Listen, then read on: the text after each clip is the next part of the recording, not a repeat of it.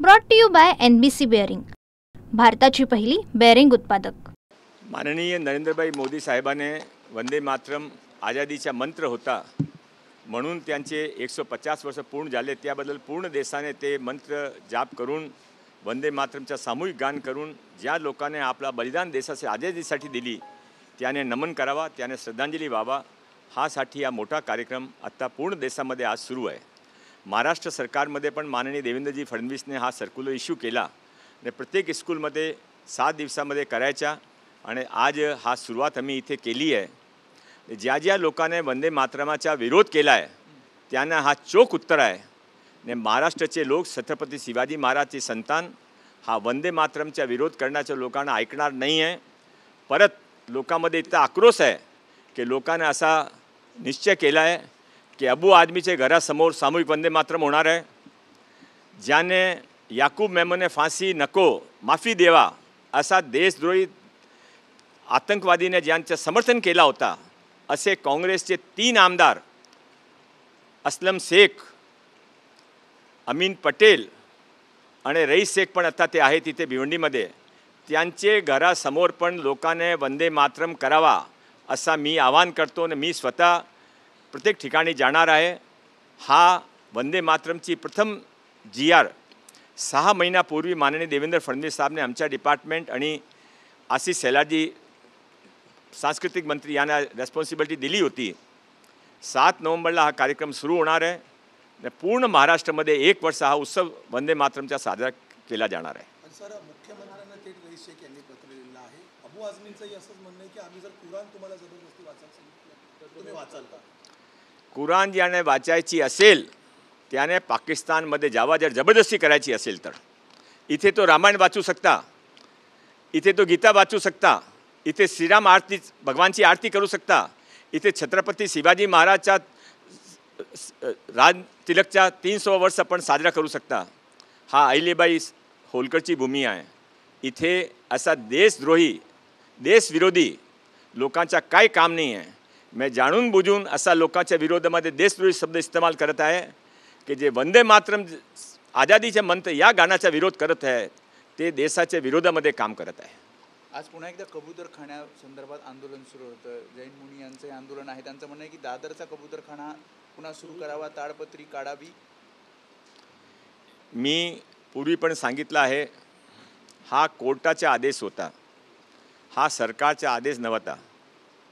तरी पण माननीय मुख्यमंत्री देवेंद्र फडणवीस साहेबांनी अतिशय चांगली रीतीने दोघंही ग्रुप्सने बोलून कसा मार्ग काढायचा, हा एक लोकांचे स्वास्थ्याचा प्रश्न आहे, एन्व्हायरमेंटचा प्रश्न आहे, हा सर्व बाबी विचारात घेऊन त्याने कोर्टाचे निर्णयाप्रमाणे पुढे जायला सरकार असं सांगितलं होता आणि त्याप्रमाणे कोर्टाने जे महानगरपालिकाने निर्देश दिला, कमिटी गठीत केली, त्याने हे 4 स्थानांची निवड केली आहे।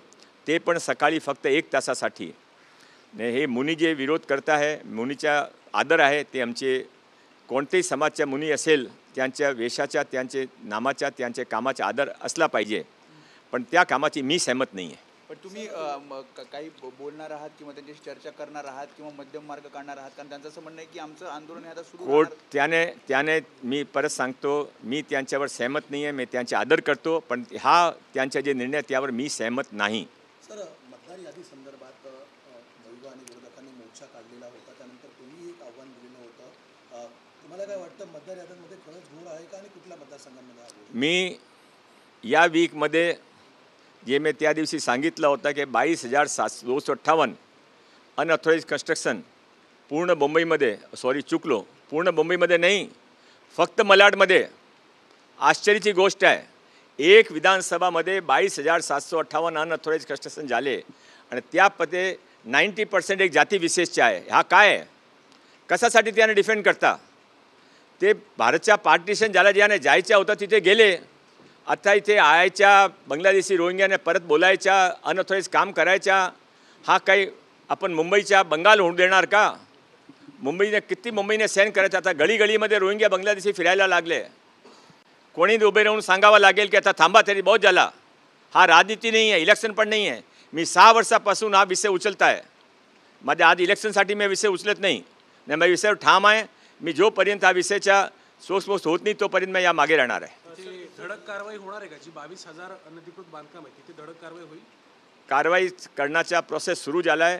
साधारणतः हा निर्णय नक्की इम्प्लिमेंट होईल असा माझ्या सरकारी अधिकाऱ्यांना मी इन्स्ट्रक्शन्स दिला आहे, ते करतील. सर, आझाद मैदानाचे आंदोलन सुरू झालेलं आहे. त्यांचं असं म्हणणं आहे की मुख्यमंत्री देवेंद्र फडणवीस यांनी ज्यांच्यावरती जबाबदारी दिली त्यांनी योग्य पार पाडली नाही असं त्यांनी म्हटलं आहे. एक इशारा जो आहे तो तुमच्याकडे त्यांनी केला आहे. आता ते बोलत आहेत. नाही, ठीक आहे ना, ते आमचे आदरणीय मुनी आहे, त्यांचे बोलण्यावर मी परत 3 वेळा सांगतो, मी कमेंट करणार नाही. भारतीय महिला क्रिकेट संघाने वर्ल्ड कप जिंकलेला आहे. ते त्यासाठी त्यांच्या मी मनापासून अभिवादन करतो. भारतीय क्रिकेट संघाने भारताचं नाव ऊंचा केलं आहे आणि ते पण ऑल वर्ल्डमध्ये महिला हॉकीने जिंकला आहे. पूर्वी महिला क्रिकेट जिंकला आहे. आपण पूर्वी पण वर्ल्ड कप 2-3 वेळा जिंकले होते. आता परत सचिन तेंडुलकरचे तयार केलेले नवीन पिढी हा पण वर्ल्ड कप जिंकेल अशी आशा बाळगतो. Brought to you by NBC bearing, भारताची पहिली बेअरिंग उत्पादक.